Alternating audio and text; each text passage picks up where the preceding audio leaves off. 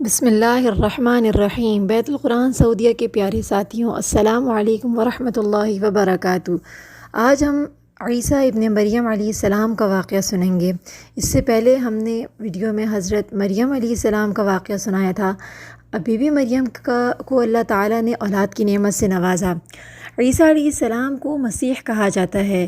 اس کا مطلب ہے کثرت سے زمین کی سیاحت کرنے والا، یا اس کا معنی ہے ہاتھ پھیرنے والا، کیونکہ آپ ہاتھ پھیر کر مریضوں کو شفا یاب کر دیتے تھے۔ آپ کی پیدائش اللہ تعالیٰ کا بہت بڑا معجزہ ہے۔ قرآن مجید میں اللہ تعالیٰ سورۃ المؤمنون کی آیت 50 میں فرماتے ہیں کہ ہم نے ابن مریم اور اس کی والدہ کو ایک نشانی بنایا اور ان دونوں کو بلند اور صاف قرار والی اور جاری پانی والی جگہ میں پناہ دی۔ بی بی مریم حضرت عیسیٰ علیہ السلام کے ساتھ بیت اللحم کے مقام پر مقیم تھیں۔ جب عیسیٰ علیہ السلام تھوڑے بڑے ہوئے تو بی بی مریم بیت اللحم سے بیت المقدس کی طرف مقیم ہو گئیں۔ حضرت عیسیٰ علیہ السلام جیسے جیسے بڑے ہوتے گئے، ان کے اندر سے حکمت اور بلند اور صاف ظاہر ہونے لگے، لیکن ابھی تک آپ کو نبوت نہیں ملی تھی۔ جب آپ 30 سال کی عمر کو پہنچے تو اللہ تعالیٰ نے آپ کو نبوت عطا کی اور انجیل عطا فرمائی۔ حضرت عیسیٰ علیہ السلام کے بن باپ کے پیدا ہونے کی وجہ سے لوگوں نے بہت سے فرقے بنا لیے۔ کچھ لوگ بی بی مریم کو نعوذ باللہ اللہ کی بیوی کہنے لگے۔ قرآن مجید کی سورہ جن آیت 3 میں اللہ فرماتے ہیں وَأَنَّهُ تَعَالَى جَدُّ رَبِّنَا مَا اتَّخَذَ صَاحِبَةً وَلَا وَلَدًا، اور بے شک ہمارے رب کی بڑی شان بلند ہے، نہ اس کی بیوی ہے اور نہ اولاد۔ حضرت عیسیٰ علیہ السلام کو کلیمۃ اللہ بھی کہا جاتا ہے۔ کلیمۃ اللہ اس لیے کہا جاتا ہے کہ وہ اللہ کے کلمہ کن کی طاقت سے پیدا ہوئے، تو اس وجہ سے اللہ نے ان کو کلیمۃ اللہ کہا۔ اس کا مقصد یہ نہیں کہ وہ اللہ کا کلمہ یا اللہ کا جز ہیں، نعوذ باللہ۔ حضرت عیسیٰ علیہ السلام کی نبوت اور رسالت کے بارے میں اللہ تعالیٰ سورۃ المائدہ کی آیت نمبر 46 میں فرماتے ہیں اور ہم نے ان کے پیچھے عیسیٰ ابن مریم کو بھیجا جو اپنے سے پہلے کی کتاب یعنی تورات کی تصدیق کرنے والے تھے، اور ہم نے انہیں انجیل عطا فرمائی جس میں نور اور ہدایت تھی۔ وہ اپنے سے پہلے کی کتاب تورات کی تصدیق کرتی تھی اور وہ سراسر ہدایت اور نصیحت تھی پارسا لوگوں کے لیے۔ اللہ تعالیٰ نے حضرت عیسیٰ علیہ السلام کو عظیم معجزات عطا فرمائے۔ اللہ تعالیٰ نے حضرت عیسیٰ علیہ السلام کو بنی اسرائیل کی طرف نبی بنا کر بھیجا۔ ہمارے پیارے نبی صلی اللہ علیہ وسلم کی یہ خصوصیت ہے کہ اللہ تعالیٰ نے ان کو تمام عالم انسان کے لیے نبی بنا کر بھیجا۔ پہلے نبیوں کو اللہ تعالیٰ کسی خاص قوم کے لیے نبی بنا کر بھیجا کرتے تھے، تو حضرت عیسیٰ علیہ السلام بنی اسرائیل کے نبی تھے۔ اللہ تعالیٰ نے ان کو بہت سارے معجزات دیے، جس کا ذکر سورہ آل عمران میں اللہ فرماتے ہیں آیت 49 میں وہ بنی اسرائیل کی طرف رسول ہوگا، میں تمہارے پاس تمہارے رب کی نشانیاں لایا ہوں، میں تمہارے لیے پرندے کی شکل کی طرح مٹی کا پرندہ بناتا ہوں، پھر اس میں پھونک مارتا ہوں تو وہ اللہ تعالیٰ کے حکم سے پرندہ بن جاتا ہے، اور اللہ تعالیٰ کے حکم سے میں مادر ذات اندھے کو اور کوڑھی کو اچھا کر دیتا ہوں اور مردے کو جلا دیتا ہوں، اور جو کچھ تم کھاؤ اور جو اپنے گھروں میں ذخیرہ کرو میں تمہیں بتا دیتا ہوں، اس میں تمہارے لیے بڑی نشانی ہے اگر تم ایماندار ہو۔ اللہ تعالیٰ قرآن مجید میں حضرت عیسیٰ علیہ السلام کے معجزات بیان فرما رہے ہیں۔ اللہ پاک نے اتنے سارے عظیم معجزات عطا فرمائے تھے کہ وہ مٹی سے پرندہ بناتے، اللہ کے حکم سے اس میں پھونک مارتے تو وہ اس سے زندہ ہو جاتا۔ اسی طرح مادر ذات اندھا جو پیدائشی اندھا ہوتا تھا اور نابینا ہوتا تھا، جس کا علاج دنیا میں نہیں ہوتا تھا، آج بھی جو مادر ذات اندھا ہو اس کا علاج نہیں ہوتا، حضرت عیسیٰ علیہ السلام اللہ کے حکم سے اس کی آنکھوں پر ہاتھ پھیرتے تو وہ بینا ہو جاتا۔ اسی طرح برس کے مریض کو بھی ٹھیک کر دیتے تھے، اور سب سے بڑا جو حضرت عیسیٰ علیہ السلام کا معجزہ تھا وہ یہی کہ وہ مردے کو زندہ کر دیتے تھے اللہ کے حکم سے، اور وہ اٹھ بیٹھتا تھا۔ عیسیٰ علیہ السلام کے اتنے کھلے معجزات دیکھ کر بھی سب لوگ ان پر ایمان نہیں لائے، بلکہ ان کے حواریوں کی تعداد روایت میں آتا ہے 12 تھی، اور زیادہ تر لوگ یہودی مذہب پر عمل پیرا تھے۔ حضرت عیسیٰ علیہ السلام نے لوگوں سے کہا کہ میں تورات کی تصدیق کرنے والا ہوں جو میرے سامنے ہیں، اور میں اس لیے آیا ہوں کہ تم پر بعض وہ چیزیں حلال کروں جو تم پر حرام کر دی گئی ہیں، اور میں تمہارے پاس تمہارے رب کی نشانی لایا ہوں، اس لیے تم اللہ تعالیٰ سے ڈرو، میری فرما برداری کرو، یقین مانو میرا اور تمہارا رب اللہ ہی ہے، تم سب اسی کی عبادت کرو، یہی سیدھی راہ ہے۔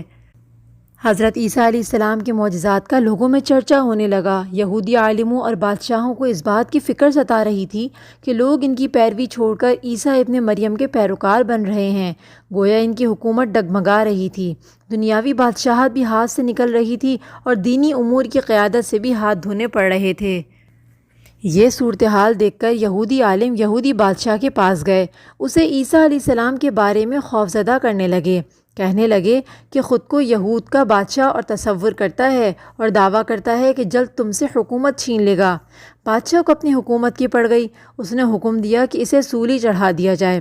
اس وقت سزا دینے کا یہی طریقہ تھا کہ آدمی کو قتل نہیں کرتے تھے بلکہ سولی پر چڑھا دیتے تھے، ہاتھوں اور پیروں میں کیل ٹھوک دیتے تھے اور اسی حالت میں وہ مر جاتا تھا۔ حضرت عیسیٰ علیہ السلام کے قتل کی منصوبہ بندی ہونے لگی۔ یہ حضرت عیسیٰ علیہ السلام کے رسول بننے کے 3 سال بعد کی بات ہے۔ انجیل متی کے مطابق یہودیوں نے جس شخص کو عیسیٰ علیہ السلام کے خلاف ابھارا تھا وہ روم کا گورنر تھا۔ اس نے اپنے سپاہیوں کے ساتھ مل کر عیسیٰ علیہ السلام کو گرفتار کرنے کی سازش کی اور عیسیٰ علیہ السلام کے ایک شاگرد یہودا اسکریوتی کو 30 دینار پر جاسوسی کے لیے تیار کر لیا۔ ان دنوں حضرت عیسیٰ علیہ السلام مذہبی تہوار منانے بیت المقدس آئے ہوئے تھے۔ وہاں عیسیٰ علیہ السلام نے کھانا کھایا اور اپنے 11 شاگردوں کو ساتھ لے کر شہر سے باہر ایک جگہ رات گزارنے کے لیے تشریف لے گئے۔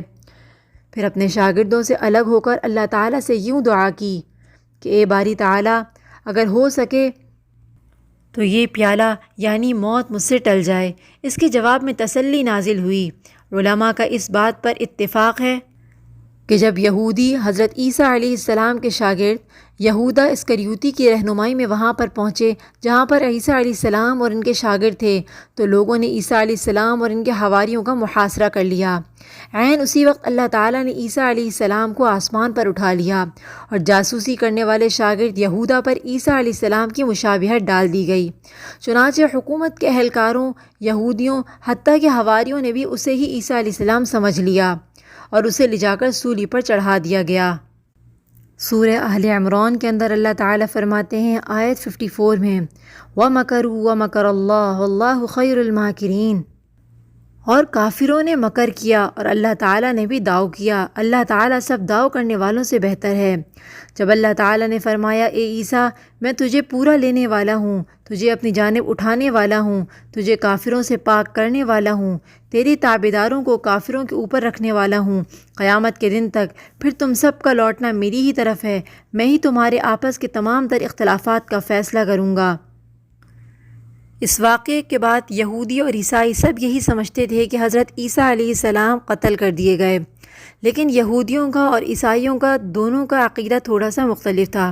عیسائی یہ سمجھتے تھے کہ حضرت عیسیٰ علیہ السلام 3 دن تک مردہ رہے، اس کے بعد زندہ کر کے آسمان پر اٹھا لیے گئے، اور یہودی یہ سمجھتے ہیں کہ حضرت عیسیٰ علیہ السلام سولی پر چڑھا دیے گئے۔